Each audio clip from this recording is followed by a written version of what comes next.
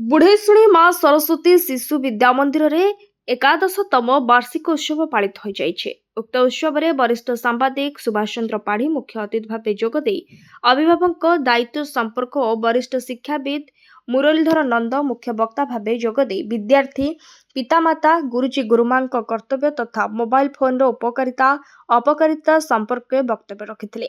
सेवानिवृत्त प्रधान शिक्षक सुरेन्द्रनाथ पाणिग्राही, सभापति प्रधान शिक्षक नीलाद्री विहार महापात्र, आईनजीवी सुरेन्द्र कुमार बेहेरा, सम्मानित अतिथि और अनुष्ठान संपादक कालूचरण पाल संपादकीय विवरणी पाठ करथिले।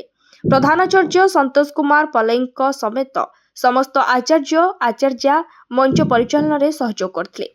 शेष विद्यार्थी द्वारा मनोरंजन कार्यक्रम परिवेशित होइथिला। कालीचरण का रिपोर्ट, पब्लिक मीडिया।